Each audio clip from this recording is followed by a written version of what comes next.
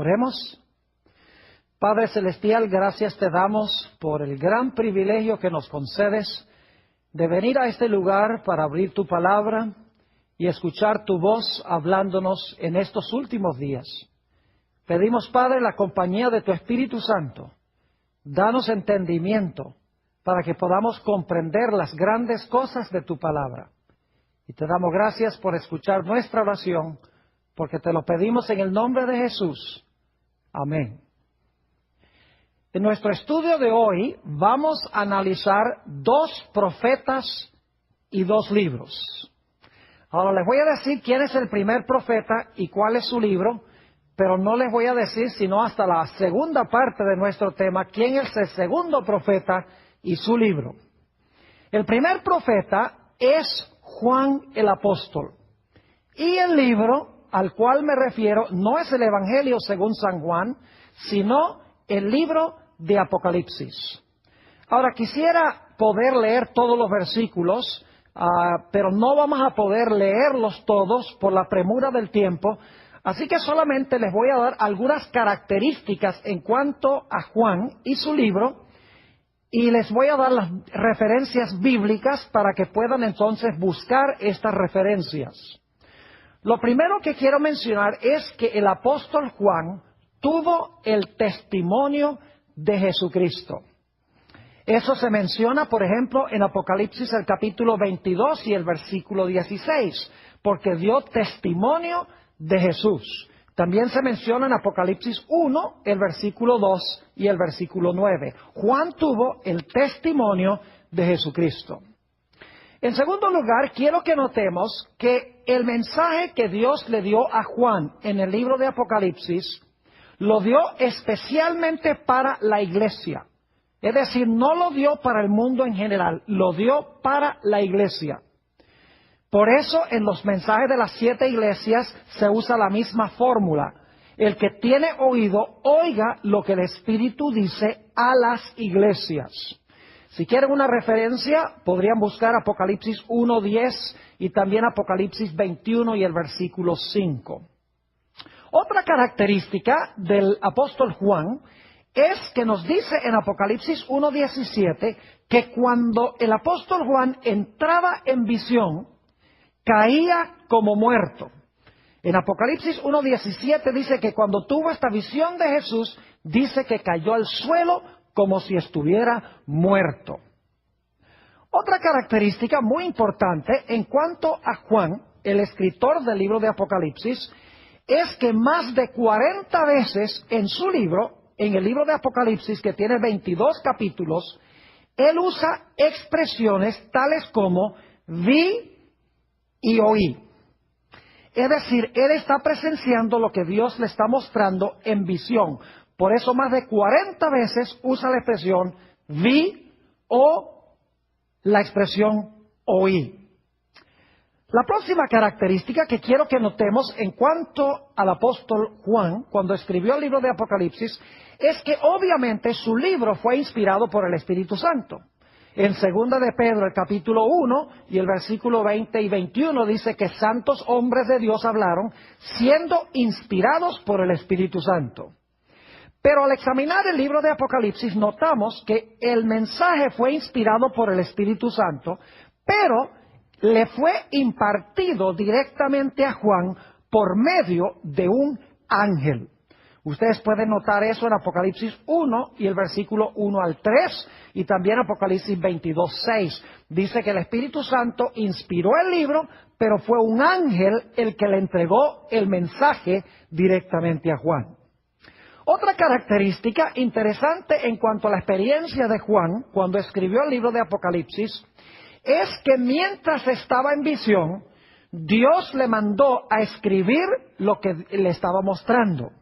Esto ustedes lo pueden notar en varias partes del libro de Apocalipsis. Apocalipsis 1:11 y también el versículo 19, Apocalipsis 19:9 y Apocalipsis 21:5, entre otros textos, dicen que Dios le mandó a Juan que escribiera lo que estaba viendo mientras estaba en visión.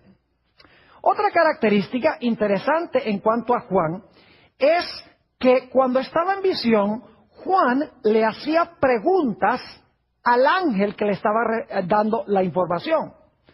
Les puedo dar un ejemplo, Apocalipsis 10 y el versículo 9, que habla de un librito que Juan debía comerse, que iba a ser dulce en la boca y amargo en el vientre. Juan comienza una conversación con su ángel, que le está revelando la información.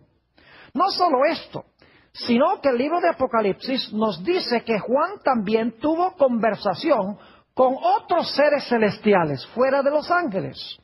Por ejemplo, en Apocalipsis 7, 13 y 14, nos dice que Juan tuvo una conversación con uno de los 24 ancianos. No vamos a hablar ahora de los 24 ancianos. Tal vez lo único que les voy a decir es que si tuviéramos tiempo, notaríamos que en la Biblia los 24 ancianos representan a aquellos habitantes de mundos del universo que nunca pecaron, nunca transgredieron la ley de Dios. Es interesante que Juan habló no solamente con el ángel que le revelaba la información, sino que habló también con uno de los 24 ancianos, otro ser celestial. Según Apocalipsis 1:12, Juan también habló con el Señor Jesucristo. Jesús se le reveló y Juan habló directamente con el Señor Jesús. Es interesante notar cómo Juan entraba en visión y qué sucedía cuando entraba en visión.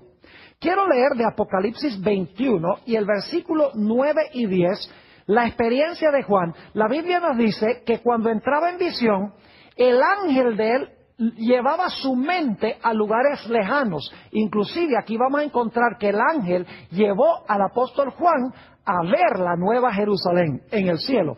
Es decir, aunque el cuerpo de Juan estaba en la tierra, en su mente el ángel lo transportó, lo trasladó a la ciudad celestial. Note lo que dice Apocalipsis 21 y el versículo 9 y 10. Dice, vino entonces a mí uno de los 7 ángeles que tenía las 7 copas, llenas de las 7 plagas postreras, y habló conmigo diciendo, ven acá, yo te mostraré la desposada, la esposa del Cordero. Versículo 10, y me llevó en el espíritu a un monte grande y alto. Noten que el espíritu, que es el ángel, según dice el versículo 9, lo lleva a un monte grande y alto y le mostró la gran ciudad santa de Jerusalén que descendía del cielo de Dios. Es decir, Dios transportaba a través de su ángel a Juan en su mente a lugares lejanos, aunque él estaba físicamente en la tierra. Y esto sucede varias veces en Apocalipsis. Les doy otras referencias, Apocalipsis 1:10, Apocalipsis 4:2, Apocalipsis 17, versículo 1 y el versículo 3. Son ejemplos de cómo Juan, aunque se quedaba en la tierra físicamente, su mente era transportada a lugares lejanos. Otra característica de Juan cuando estaba en visión es que lo que él presenciaba en visión era tan real que le parecía que estaba allí. Le sucedió más o menos lo que pasó con el apóstol San Pablo en 2 de Corintios, el capítulo 12 y el versículo 2 al 4, donde habla de un hombre que él conoció que fue transportado al tercer cielo, que es el lugar donde vive Dios, y dice que no sabe si fue transportado allá en el cuerpo o si fue transportado allá fuera del cuerpo. Lo que quiere decir es que no sabe si ese personaje fue llevado al cielo físicamente o si solamente fue llevado en su mente al cielo. En Apocalipsis las escenas que ve Juan son tan reales que él cree que está allí participando de lo que él está viendo. Varias veces en el libro de Apocalipsis encontramos a Juan luchando por conseguir palabras para describir lo que está viendo. Por ejemplo, si ustedes leen Apocalipsis 15:2 y también Apocalipsis 21 y varios versículos, versículo 10, versículo 11, versículo 18 y el versículo 21, vemos que Juan está luchando por conseguir terminología, por conseguir palabras para describir lo que él está viendo, porque él está viendo escenas celestiales y no hay nada en la tierra con qué comparar esto. Ahora, hablemos un poco de las fuentes literarias de Juan, es decir, de dónde adquirió Juan la información que incorporó en su libro. La respuesta es que Juan adquirió material para su libro de 3 diferentes fuentes. Muchas personas creen que Juan recibió todo directamente de visiones y de sueños. Pero en realidad el libro de Apocalipsis demuestra que Juan recibió su información a través del Espíritu Santo de tres fuentes. En primer lugar, él recibió o usó mucha información de otras fuentes inspiradas. Por ejemplo, hay más de 600 referencias en Apocalipsis a los libros del Antiguo Testamento. Es decir, usó frases, usó oraciones, usó inclusive capítulos enteros en el libro de Apocalipsis que vienen directamente del Antiguo Testamento. Si ustedes quieren notar algunos ejemplos, Apocalipsis 14:7, donde está el mensaje del primer ángel, dice: teme a Dios, dale gloria, porque la hora de su juicio ha llegado. Adorad a aquel que hizo el cielo, la tierra, el mar y las fuentes de las aguas. Esa cita viene del cuarto mandamiento, de Éxodo 20 y el versículo 11. Hay muchos otros ejemplos en el libro de Apocalipsis a donde frases, oraciones y palabras vienen de libros del Antiguo Testamento. Pero en segundo lugar, encontramos que Juan tomó prestado también material de otros libros de su época. No libros de la Biblia, sino libros que estaban en el territorio donde él vivía en aquella época. Algunas personas se molestan, por ejemplo, cuando descubren que el libro de Apocalipsis tiene algunas frases que vienen de algunos libros que no forman parte de la Biblia. Por ejemplo, hay algunos versículos que están en Apocalipsis que vienen del libro de Enoc o el libro de Tobías, que son libros pseudoepígrafos del Antiguo Testamento o del período intertestamental. Sencillamente Dios le dio autorización a Juan para que Juan tomara esas frases, esas oraciones, esos conceptos de esos libros y que los incorporara como lenguaje inspirado dentro de su libro. Les voy a dar un par de ejemplos para que vean cómo el apóstol Juan usó información de otras fuentes fuera de la Biblia. En el libro de Enoc, capítulo 40 y el versículo 1, dice esto: después de esto miré y vi a miles de miles y a 10,000 por 10,000. Esa frase se usa en Apocalipsis 5:11. Y vi una multitud que no se podía contar ni calcular, que estaba delante del Señor de los Espíritus. Esta es una referencia que se encuentra en Apocalipsis el capítulo 7 y el versículo 9, y se encuentra también en Apocalipsis 5 y el versículo 11, a donde se usa la frase miles de miles y 10,000 por 10,000. Es decir, Dios permitió que Juan empleara el lenguaje de otros libros que no formaban parte del canon del Antiguo Testamento, porque Dios sabía que esas frases, esas oraciones, eran de confianza y Juan las podía incorporar directamente en su libro. Tal vez uno o dos ejemplos más. Dice en el libro de Enoc, el capítulo 100 y el versículo 3, y el caballo andará hasta el pecho en la sangre de los pecadores. Si ustedes leen Apocalipsis 14 y el versículo 20, van a encontrar que los caballos están cabalgando en medio de sangre y la sangre llega hasta los frenillos de los caballos. Es un lenguaje muy semejante el que se encuentra en Enoc y el que se encuentra en Apocalipsis 14 y el versículo 20.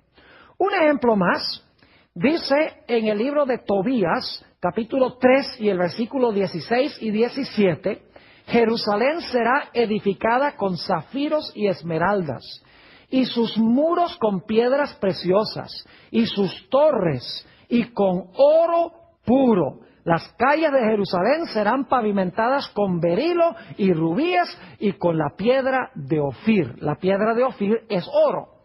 Fíjense que antes de que Apocalipsis dijera que la calle de la ciudad era de oro, El libro de Tobías mencionaba que la ciudad iba a tener piedras preciosas e iba a tener una calle de oro. Dios sencillamente permitió que Juan tomara el lenguaje de ese libro y lo incorporara como parte del registro inspirado del libro de Apocalipsis. No significa que Tobías y Enoc fueron libros inspirados, en ningún sentido de la palabra. Significa sencillamente que en esos libros había algunas frases, algunas ideas que eran de confianza, que eran la verdad, y Dios le permitió a Juan que rescatara esas joyas de esas fuentes para incorporarlas en su libro inspirado. Es decir, Juan consiguió información dirigida por el Espíritu de Dios, primeramente de otras fuentes inspiradas de libros del Antiguo Testamento. En segundo lugar, Dios permitió que tomara prestado frases, oraciones, palabras de otras fuentes que no eran parte del Antiguo Testamento. Y en tercer lugar, Dios le dio a Juan información directa en visiones que no estaban ni en el Antiguo Testamento ni se encontraban en ningún otro libro. Es decir, Dios le dio también a Juan material fresco, material nuevo que no se encontraba en ninguna otra fuente. Es decir, que el Espíritu Santo usó tres fuentes para el libro de Apocalipsis. Uno, le dijo a Juan que usara ciertas partes del Antiguo Testamento. Dos, que incorporara frases y palabras de otras publicaciones de su época. Y en tercer lugar, Dios le dio también material directamente de visiones y de sueños que recibió. Ahora, hablemos un poquito de la ética literaria de Juan. Es decir, hablemos de las costumbres que usó Juan al incorporar su material, especialmente el material que tomó prestado de otras fuentes, a su libro. Lo primero que quiero decir es que el libro de Apocalipsis, como mencionaba, usa más de 600 referencias al Antiguo Testamento. Usa también referencias de otros libros, palabras y frases de otros libros. Pero ni una sola vez el libro de Apocalipsis le da crédito a esas fuentes. En ninguna parte dice Juan, esto lo saqué de Éxodo, esto lo saqué de Enoc, esto lo saqué de Zacarías. En ningún lugar dice de dónde tomó prestado ese material. Es decir, Juan no le da crédito a sus fuentes, aunque usó prolíficamente diferentes fuentes. Podríamos tal vez entonces decir que Juan era un plagista, es decir, que Juan tomó prestado y nunca le dio crédito a las fuentes de donde tomó prestado. Algunas personas dicen, no, pero no era costumbre en aquella época darle crédito a las fuentes que el autor usaba. Pero eso no es verdad, porque en el Evangelio según San Mateo, repetidas veces, Mateo dice, como fue dicho por el profeta Isaías, como fue dicho por el profeta Jeremías, como fue dicho por el profeta Zacarías. Es decir, Mateo le da crédito cuidadoso a los lugares de donde él adquiere su material. Pero Juan, en su libro, toma prestado de otras fuentes, toma prestado de libros del Antiguo Testamento, de otras obras literarias de su época, y nunca le da crédito a ninguna de sus fuentes. Es interesante notar que aunque Juan toma muchísimo material prestado de diferentes partes, sin embargo su libro es una obra literaria completamente nueva. Lo importante no es que toma material prestado de otras fuentes, sino lo importante es la forma como él organiza el material que él tomó de otras fuentes. Es decir, lo importante es cómo él toma todos esos pedazos de información y los incorpora en su libro. No tenemos tiempo de demostrarlo, pero en realidad el libro de Apocalipsis sigue el orden del santuario hebreo del Antiguo Testamento. El libro comienza en el atrio, luego se mueve al lugar santo, y luego se mueve al lugar santísimo, luego se cierra la puerta del lugar santísimo, caen las plagas, y entonces viene Jesús a bendecir a su pueblo. Es decir, sigue el mismo orden del santuario como se encontraba en el Antiguo Testamento. Es decir, Juan toma toda esa información que adquirió y le da una organización distinta. Tal vez les puedo dar un ejemplo para que podamos entender un poquito mejor cómo fue que Juan usó el material que tomó prestado. Quiero que se imaginen que va un constructor a Home Depot, que es un lugar donde se consiguen materiales de construcción. En realidad, imaginemos que va un constructor y luego el siguiente día va otro constructor al mismo almacén. Los dos van a construir una casa. Y van y compran madera, compran clavos, compran tejas, compran cables eléctricos, compran lámparas, compran concreto, arena, baldosas. Es decir, los dos van y compran de los mismos materiales. Pero lo interesante es que cuando ellos usan esos materiales para construir sus casas, cuando terminan, las casas son completamente distintas una de la otra. La clave no es que tomaron el material de la misma fuente, sino lo importante es cómo tomaron el material y lo juntaron. Es decir, que Juan tomó ese material y lo organizó de una forma distinta y escribió como resultado una obra maestra. Ahora, el libro de Apocalipsis es un libro simbólico, es decir, no habla en lenguaje literal, sino en lenguaje simbólico. El libro hay que descodificarlo, el libro hay que descifrar los símbolos, hay que determinar qué significan los símbolos. Hay símbolos como, por ejemplo, el falso profeta, el dragón, la ramera, el vino de la ramera, las aguas sobre las cuales se sienta la ramera, los dos testigos, el sello de Dios, la marca de la bestia, 1260 días, 7 cuernos, 7 ojos. Todo esto es lenguaje simbólico y lo que hay que hacer es descodificar o descifrar el idioma para ver qué es lo que Dios está tratando de enseñar. Es decir, el libro de Apocalipsis, de comienzo a fin, es un libro que se presenta en terminología simbólica. Ahora preguntémonos, ¿cuál es el tema central del libro de Apocalipsis? Al examinar el libro, no cabe duda alguna de que el libro de Apocalipsis tiene un tema central que corre desde el comienzo hasta el final del libro, y es el gran conflicto entre Cristo y Satanás. Y en ese gran conflicto, el libro de Apocalipsis enfatiza que Cristo vencerá y finalmente destruirá a Satanás y a sus huestes. Por ejemplo, en Apocalipsis el capítulo 12, solamente como un ejemplo de los muchos que podríamos usar, encontramos la batalla de Satanás en primer lugar contra una mujer que tiene un niño en su vientre, es decir, quiere destruir al niño cuando nazca. Se le escapa al niño, que resulta ser Jesús, es arrebatado a Dios y a su trono.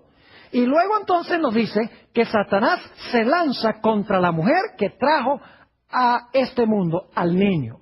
Y luego entonces, al final del capítulo 12, dice que Satanás se lanza en contra del remanente final de esa mujer. Y ese remanente final guarda los mandamientos de Dios y tiene el testimonio de Jesucristo. Es decir, el tema central de Apocalipsis es la gran batalla entre Cristo y Satanás y la gran victoria final de Cristo sobre Satanás junto con su pueblo. Ahora necesitamos tratar una o dos cosas más en cuanto a este primer profeta y su libro antes de pasar a hablar del segundo profeta. El libro de Apocalipsis, como mencionaba, es un libro cuidadosamente organizado. Consta de 2 mitades con un centro muy especial. La primera mitad del libro de Apocalipsis es de énfasis histórico, es decir, el énfasis está sobre la historia de la Iglesia desde los tiempos apostólicos hasta el tiempo del fin. La primera mitad de Apocalipsis tiene 7 iglesias, 7 sellos y 7 trompetas. Las 7 iglesias, los 7 sellos y las 7 trompetas cubren el mismo periodo de tiempo desde los tiempos apostólicos hasta el final de la historia, pero cada serie presenta la historia desde una perspectiva un poco diferente. Es decir, que la primera mitad de Apocalipsis, desde el capítulo 1 hasta el capítulo 9, presenta énfasis histórico. La segunda mitad del libro de Apocalipsis, que es desde el capítulo 12 hasta el capítulo 22, se enfoca no tanto en el desarrollo histórico de la Iglesia, sino que se enfoca en el conflicto y la crisis final que va a afrontar la iglesia. Por ejemplo, la última parte del libro de Apocalipsis tiene que ver con el levantamiento del dragón, el levantamiento de la bestia, el levantamiento del falso profeta, los mensajes de los 3 ángeles que van a ir a todo el mundo, el cierre de la puerta de la gracia en el capítulo 15, las plagas y el tiempo de angustia, la segunda venida del Señor Jesucristo, el milenio y luego el cielo nuevo y la tierra nueva. Es decir, que la última mitad del libro de Apocalipsis es de énfasis casi totalmente profético, se enfoca en eventos del tiempo del fin. Es decir, que Apocalipsis tiene estas 2 mitades. La primera mitad de énfasis de la historia de la iglesia y la segunda mitad enfocándose especialmente en los eventos finales. En el centro del libro de Apocalipsis se encuentran 2 capítulos muy importantes. El capítulo 10 y el capítulo 11. Estos capítulos forman el corazón del libro. El capítulo 10 habla de un librito que Dios le manda a Juan que se coma. Dice que ese libro cuando se lo coma va a ser dulce en la boca, pero cuando llegue al vientre va a ser amargo en su vientre. Y dice que Juan se come el libro, es dulce en la boca y amargo en el vientre. Después de ese episodio, Dios le dice a Juan, es necesario que vayas y profetices de nuevo. El capítulo 11 tiene un énfasis muy especial y es sobre el juicio que inicia en el libro de Apocalipsis. Por eso, en la conclusión de Apocalipsis 11:19, Juan ve el templo abierto y se ve en el templo el arca del pacto. Saben que el arca del pacto se veía cuando empezaba el gran juicio en el pueblo de Israel, lo que se conoce como el gran día de expiación. Es decir, que en el centro de Apocalipsis tenemos 2 aspectos muy importantes. Tenemos el librito, que resulta ser el libro de Daniel, especialmente Daniel 8:14, un mensaje que es dulce en la boca, pero amargo en el vientre. Y luego tenemos en el capítulo 11 el comienzo del juicio en el cielo, en el lugar santísimo, a donde se encuentra el arca del pacto. Un detalle más en cuanto a este magnífico libro de Apocalipsis. Resulta que sabemos a través de la historia eclesiástica que Satanás procuró matar a Juan antes que Juan escribiera el libro de Apocalipsis. Y ustedes dicen, ¿cómo sabemos eso? Sencillamente porque uno de los padres eclesiásticos con el nombre de Tertuliano relata que en los tiempos del emperador romano Domiciano, Juan fue echado en un caldero de aceite hirviente porque quería matarlo. Pero Dios milagrosamente preservó la vida de Juan y como no pudo matarlo con el aceite, dice Tertuliano que este apóstol fue enviado a la isla de Patmos, a donde recibió la visión sobre el libro de Apocalipsis y a donde escribió su libro. Elena White, en su libro Hechos de los Apóstoles, página 455, corrobora esta tradición eclesiástica cuando dice lo siguiente: Juan fue echado en un caldero de aceite hirviente, pero el Señor preservó la vida de su fiel siervo, así como protegió a los 3 hebreos en el horno de fuego. Ahora, hemos estudiado en cuanto al primer profeta y en cuanto a su libro de Apocalipsis. Ahora quiero hablarles de otro profeta. En realidad es una profetisa con el nombre de Elena G. de White. Ella también escribió un libro muy interesante y vamos a hablar de ese libro. Se llama El conflicto de los siglos. Ahora, lo interesante es que la experiencia de Elena G. de White fue idéntica a la experiencia de Juan cuando ella estaba en visión. Permítame compartir con ustedes esta información. En primer lugar, Apocalipsis 12:17 dice que la iglesia remanente final iba a tener en su medio el testimonio de Jesucristo. Y en Apocalipsis 19:10 dice que el testimonio de Jesucristo es el espíritu de profecía. Es decir, en la iglesia final iba a haber el mismo don que tuvo Juan, el testimonio de Jesucristo, que es el espíritu de profecía. Elena G. de White escribió el libro El conflicto de los siglos, pero no fue un libro escrito primordialmente para el mundo, sino que es un libro que fue escrito especialmente para miembros de la iglesia. Por ejemplo, muchas veces en sus escritos, ella se refiere a sus escritos como los testimonios para la iglesia. Es decir, la obra del profeta era dar testimonio a la iglesia. Así que así como Juan presentó su mensaje especialmente para la iglesia, Elena G. de White también presentó su mensaje especialmente para la iglesia. Otro dato interesante es que cuando Elena G. de White entraba en visión, caía como muerta. Permítame leerles una cita donde ella describe una de sus primeras visiones. Es el manuscrito 16 del año 1894. Dice ella, cuando entró en visión, pensaban que estaba muerta y velaron y lloraron por mucho tiempo, pero para mí era el cielo, era la vida. Es decir, al igual que Juan en Apocalipsis, cuando Elena G. de White entró en visión, dice que cayó como muerta, y la gente en realidad creía que estaba muerta. Los testigos dicen que Elena G. de White no respiraba, así como Daniel cuando entraba en visión no respiraba. Otro dato interesante en cuanto a Elena G. de White es que en las primeras ediciones del Conflicto de los Siglos, en una serie de libritos que se conocen como dones espirituales, es un librito, en realidad, que contiene el conflicto de los siglos en forma abreviada, tiene 219 páginas. Una vez, por lo menos, cada página, Elena G. de White usa expresiones tales como vi o me fue mostrado.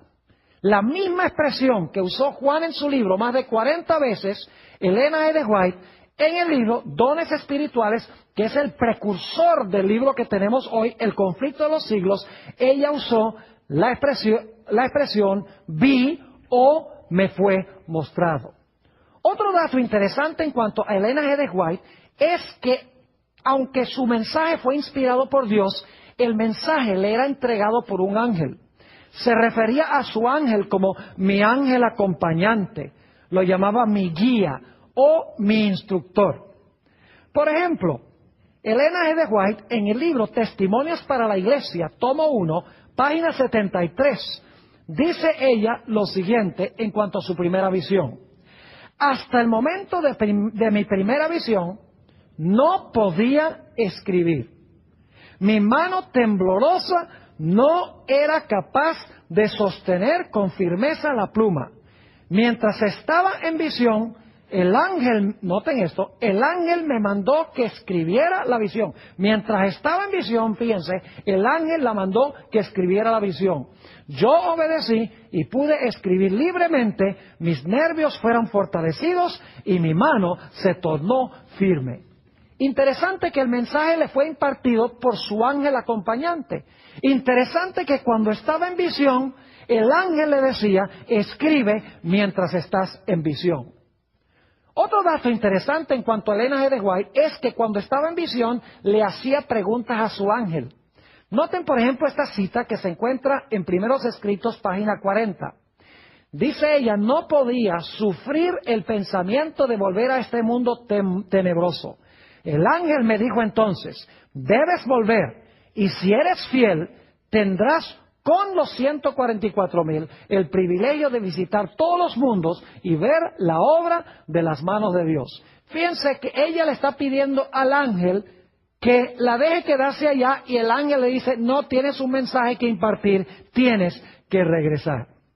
Pero a Elena G. de White también se le dio el privilegio de hablar con seres de otros mundos que nunca pecaron.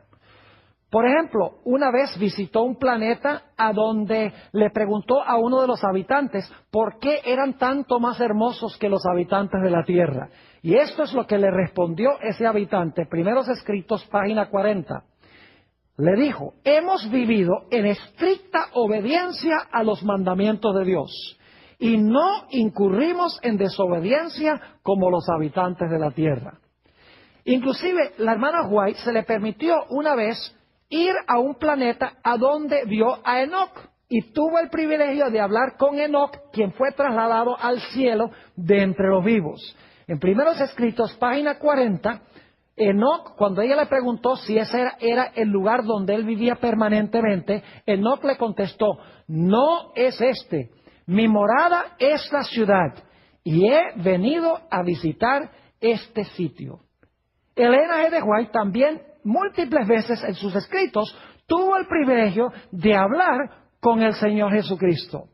En Primeros Escritos, en la página 19, el Señor Jesucristo, hablando de la gloria que rodeaba a Dios el Padre, encontramos que Jesús le declaró a Elena White, si llegases a contemplar la gloria de su persona, es decir, la gloria del Padre, dejarías de existir. Es interesante que Elena G. de White también fue transportada en visión a lugares lejanos, donde le parecía que ella estaba yendo físicamente allá, pero en realidad el ángel estaba llevando su mente a esos lugares. Noten, por ejemplo, esta cita que encontramos en el libro Primeros Escritos, en la página 32. Dice ella lo siguiente, pronto perdí el conocimiento de las cosas terrenas y quedé arrebatada en una visión de la gloria de Dios. Vi un ángel que con presteza volaba hacia mí. Me llevó rápidamente desde la tierra a la santa ciudad. Y algunos dicen, pero qué cosa tan rara. Pero ¿por qué es tan raro si Juan tuvo la misma experiencia? Nos dice la Biblia. Sigue diciendo, me llevó rápidamente desde la tierra a la santa ciudad, donde vi un templo en el que entré. Antes de llegar al primer velo pasé por una puerta. Levantóse ese velo y entré en el lugar santo, donde vi el altar de incienso, el candelabro con las 7 lámparas y la mesa con los panes de la proposición. Después que hube notado la gloria del lugar santo, Jesús levantó el segundo velo y pasé al lugar santísimo. Es decir, que ella describe aquí que el ángel la arrebató y la llevó en visión a un lugar lejano, un lugar diferente de donde ella se encontraba físicamente. Dice que las cosas terrenas quedaron atrás. Una de las visiones interesantes que tuvo Elena G. de White fue la famosa visión del tren. Se encuentra relatada en Mensajes Selectos, tomo 1 y la página 41. En realidad aquí se halla también descrito cómo es que Elena G. de White experimentaba las cosas cuando estaba en visión. Dice allí, puesto que se han hecho frecuentemente preguntas en cuanto al estado en que estoy durante la visión, y después que salgo de ella, diré que cuando el Señor cree oportuno darme una visión, soy llevada a la presencia de Jesús y de los ángeles, y estoy completamente perdida en cuanto a las cosas terrenales. No puedo ver más allá de lo que los ángeles me enseñan. Mi atención con frecuencia es dirigida a escenas que suceden en la tierra. Fíjense que ella describe que era llevada en visión al cielo y se perdía en lo que respecta las cosas terrenales. Y quiero decirles que decenas de testigos que la vieron en visión la examinaron mientras estaba en visión. La visión más larga de ella duró 4 horas. Y los testigos dicen que ella, durante esas 4 horas, en realidad no respiró ni una sola vez. Le tapaban la nariz, le ponían un espejo cerca de la boca para ver si el espejo se empañaba, la pellizcaban para ver si sentía algún dolor y nada. Es como si su cuerpo estuviera aquí y su mente estuviese en otro sitio igualito que Juan. Ahora, Elena G. de White también luchó por conseguir palabras para describir lo que Dios le mostró. Por ejemplo, en Primeros Escritos, la página 19, ella dice, no me es posible describir las maravillas que vi, porque está hablando de lo que vio en el cielo. Oh, si yo supiera el idioma de Canaán, entonces podría contar algo de la gloria del mundo mejor. En la página 289 dice ella, las palabras son demasiado pobres para intentar una descripción del cielo. Siempre que se vuelve a presentar ante mi visión, el espectáculo me anonada de admiración. Arrobada por el insuperable esplendor y la excelsa gloria dejo caer la pluma exclamando, ¡oh, qué amor, qué maravilloso amor! El lenguaje más exaltado no bastaría para describir la gloria del cielo ni las incomparables profundidades del amor del Salvador. Igual que Juan, ella luchó por conseguir palabras humanas para describir lo que Dios le estaba mostrando. Ahora, hablemos de las fuentes literarias de Elena G. de White, es decir, ¿de dónde adquirió Elena G. de White su información? Cuando leemos con cuidado el libro El conflicto de los siglos, que es el libro del cual estamos hablando especialmente, ella notamos que adquirió mucha información de libros del Antiguo y del Nuevo Testamento. Es decir, tiene muchas citas de muchos libros del Antiguo y del Nuevo Testamento.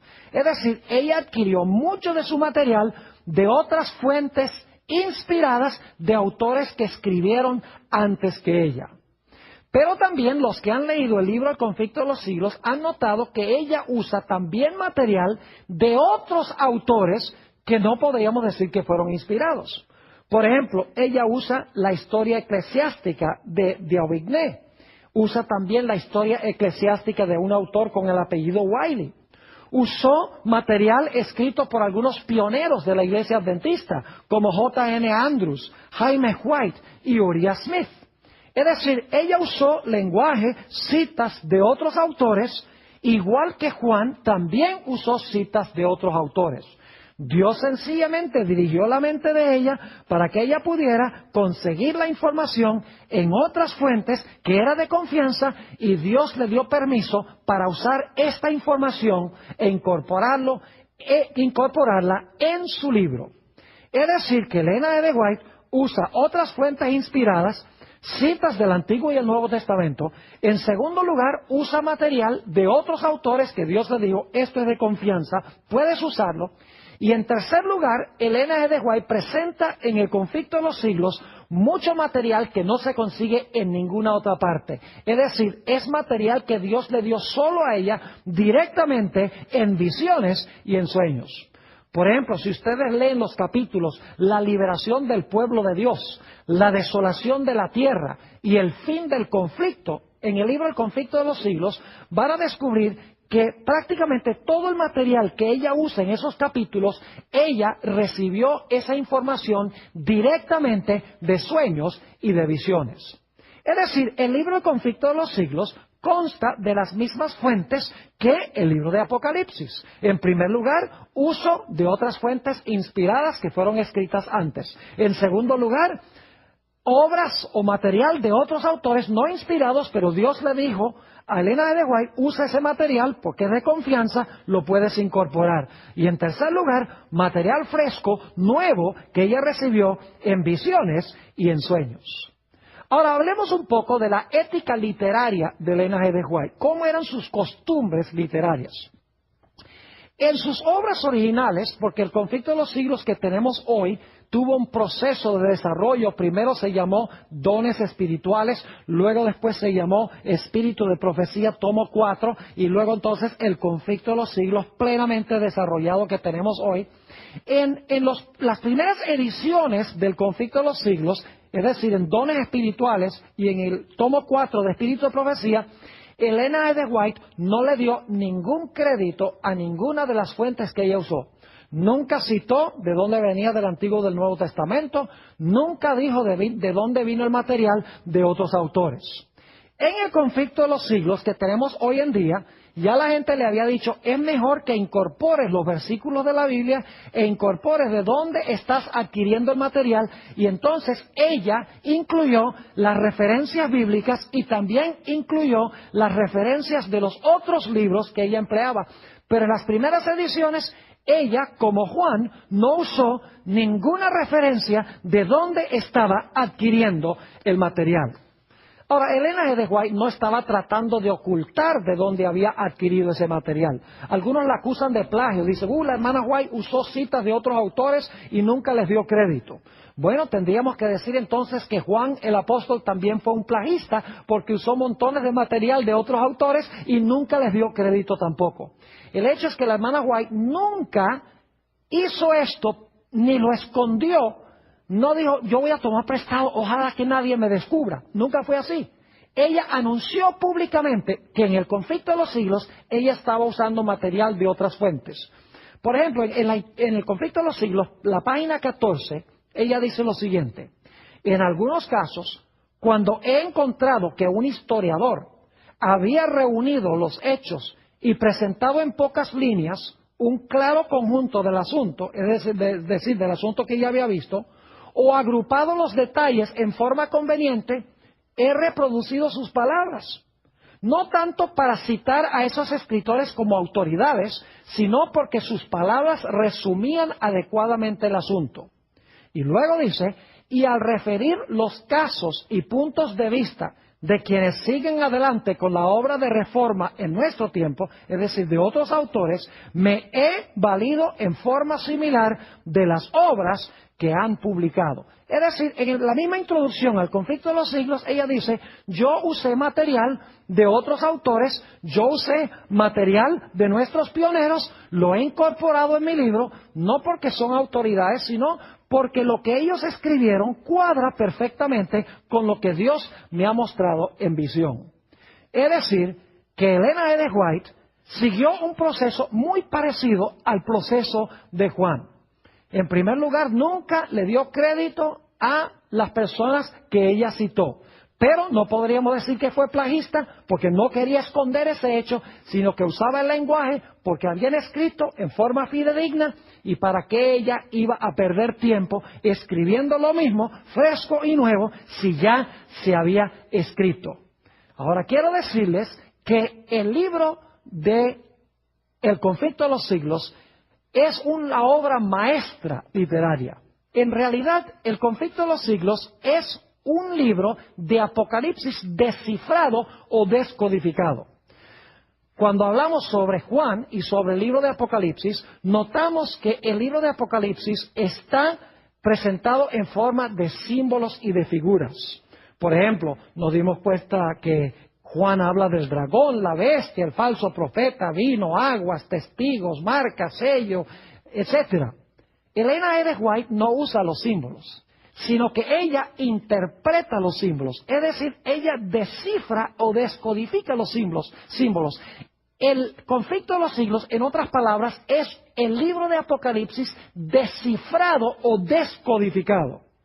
En realidad, por ejemplo, ella dice, el dragón representa a Satanás y a Roma, la bestia representa Roma papal, el falso profeta representa a los Estados Unidos, el vino representa falsas doctrinas, las aguas donde se sienta la ramera representan muchedumbres, naciones, lenguas y pueblos, los dos testigos representan el Antiguo y el Nuevo Testamento, el sello de Dios representa el sábado, la marca de la bestia representa el falso día de reposo. Es decir, Elena G. White descifra el lenguaje simbólico del libro de Apocalipsis. Ahora, ¿cuál es el tema central del libro El conflicto de los siglos? Saben que es el mismo tema central del libro de Apocalipsis. En realidad, el libro El conflicto de los siglos no es un libro de historia, ni es un libro en cuanto a la historia. El conflicto de los siglos es una filosofía de la historia. Es una descripción de la gran controversia entre Cristo y Satanás y la victoria final de Cristo y su pueblo sobre las fuerzas del mal. Elena G. White, en El conflicto de los siglos, no solamente describe la historia, sino que habla de las causas reales de los eventos que suceden detrás de la historia. Es decir, ella explica que los eventos que suceden en la historia son solamente resultados visibles de la guerra invisible entre Cristo y Satanás en el mundo que nosotros no podemos ver. Es decir, ella está dando una interpretación de la historia, está dando las causas reales de los eventos históricos como se están realizando. Ahora, otro detalle interesante en cuanto al conflicto de los siglos es que el conflicto de los siglos se compone en dos mitades con un centro muy especial. Es decir, el libro está organizado igual que el libro de Apocalipsis. Lo interesante es que desde la página 19 hasta la página 332 del Conflicto de los Siglos, usted va a notar que Elena G. White enfatiza mayormente la historia de la iglesia. Como la primera mitad del libro de Apocalipsis, la primera mitad del Conflicto de los Siglos enfatiza historia eclesiástica. La segunda mitad del libro, del Conflicto de los Siglos, que son las páginas 486 hasta el final del libro, El Conflicto de los Siglos, encontramos que Elena G. White está describiendo casi exclusivamente eventos finales. Es decir, que igual que Apocalipsis, el capítulo 1 hasta el capítulo 9 describe historia eclesiástica y el capítulo 12 hasta el capítulo 22 describe eventos finales. El Conflicto de los Siglos, hasta la página 332, habla de eventos de historia eclesiástica primordialmente, y la segunda mitad del libro habla de eventos que suceden mayormente en el tiempo del fin. Eventos tales como la unión de los poderes civiles del mundo con el papado y el protestantismo apóstata. Eventos tales como los mensajes de los 3 ángeles que se proclaman al mundo. Eventos tales como el tiempo de angustia, la liberación del pueblo de Dios, la segunda venida, el milenio y el cielo nuevo y la tierra nueva. Es decir, el Conflicto de los Siglos termina con el cielo nuevo y la tierra nueva en el mismo sitio a donde terminó el libro de Apocalipsis. Ahora, lo interesante es que en el puro centro del libro, en el mero centro del libro, El Conflicto de los Siglos, se encuentran 2 grandes eventos que describe Elena G. White. En más de 100 páginas, ella comenta en el centro del Conflicto de los Siglos, en primer lugar, la experiencia de los mileritas que estudiaban la profecía del libro de Daniel y pensaban que Daniel 8:14 indicaba que Jesús iba a venir el 22 de octubre de 1844. Para ellos eso fue un mensaje dulce de que Jesús iba a venir en poder y gloria el 22 de octubre de 1844. Pero todos sabemos que Jesús no vino y como resultado tuvieron un grande y amargo chasco. Es decir, habían estudiado el mensaje del libro de Daniel, lo habían asimilado, era dulce porque esperaban que Jesús iba a venir, pero se tornó amargo porque el Señor Jesucristo no vino. Eso se encuentra en el centro del Conflicto de los Siglos. Y también se encuentra en varios capítulos, en el centro del Conflicto de los Siglos, una descripción del juicio que comenzó en el cielo el 22 de octubre de 1844. Es decir, los 2 aspectos que están en el centro del libro de Apocalipsis están en el centro también del libro El Conflicto de los Siglos. Es decir, que el Conflicto de los Siglos tiene una sección histórica, tiene un centro muy especial que tiene que ver con el chasco y el juicio y luego eventos finales. De la misma manera como Juan presentó su libro, Historia Eclesiástica, Eventos Finales y un centro que se compone del libro que es dulce y amargo y del inicio del juicio en el santuario celestial. Ahora, lo interesante es que Satanás también trató de matar a Elena G. White inmediatamente antes que Elena G. White escribiera el libro El Conflicto de los Siglos. Elena White recibió el 14 de marzo de 1858 su famosa visión del Conflicto de los Siglos en la ciudad de Lovett's Grove, en el estado de Ohio, en los Estados Unidos. Por más de 2 horas, Elena G. White presenció en visión el gran conflicto entre Cristo y Satanás. Cuando salió de visión, ella y su esposo se montaron en el tren para viajar de regreso a su casa en Battle Creek, Michigan, y decidieron parar en la ciudad de Jackson, a donde tenían unos amigos de apellido Palmer. Mientras iban en el tren, Elena White dice que hablaba con su esposo sobre los planes que tenían de publicar la visión del conflicto que ella había tenido en ese servicio fúnebre en Ohio. Cuando estaba sentada en la cocina de la familia Palmer, le voy a describir ahora lo que sucedió con ella. Se encuentra en el libro Reseñas Biográficas de Elena G. White, página 338. Dice Elena G. White esto: habíamos estado en la casa por un corto tiempo, cuando mientras conversaba con la hermana Palmer, mi lengua rehusó pronunciar lo que deseaba decir y parecía estar pesada e insensible.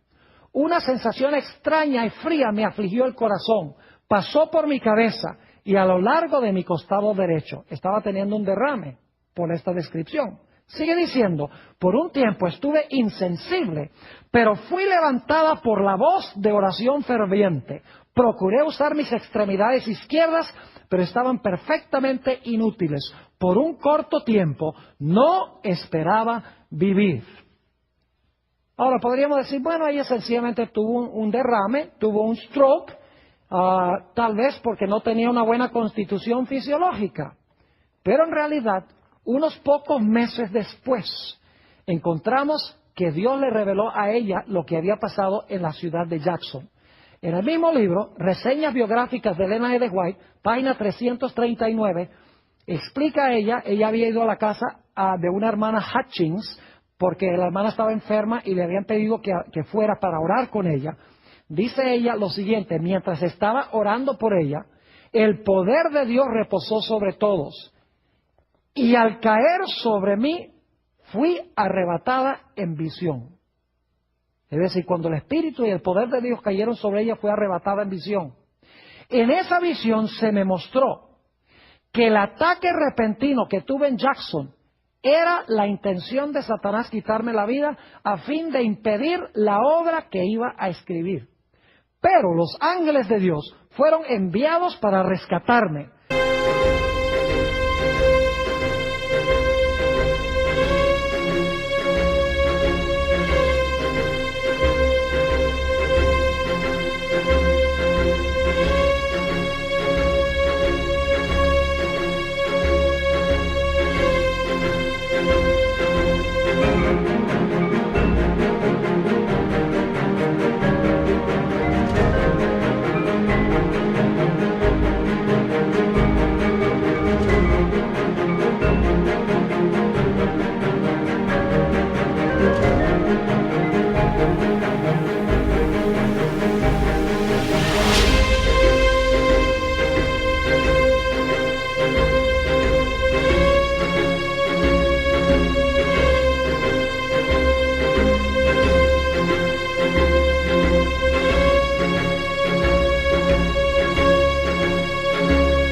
También vi, entre otras cosas, que iba a ser bendecida con mejor salud que la que tenía antes del ataque en Jackson. Es decir, Satanás procuró matar a Ellen G. White para que no pudiera escribir este magnífico libro, El conflicto de los siglos. En cortas cuentas, mis queridos amigos, este libro explica las profecías de una forma que todo el mundo necesita comprender. El libro El conflicto de los siglos es una explicación del libro de Apocalipsis, una amplificación del libro de Apocalipsis, detalle por detalle, ya no en forma simbólica, sino en un lenguaje claro que todos pueden comprender. Por esa razón, el diablo quería impedir que se escribiera este libro, porque el diablo odia este libro porque muestra y revela sus artimañas y sus estrategias en estos últimos días. Si usted desea recibir un ejemplar, puede escribirnos a la dirección que aparece en pantalla al final de esta presentación.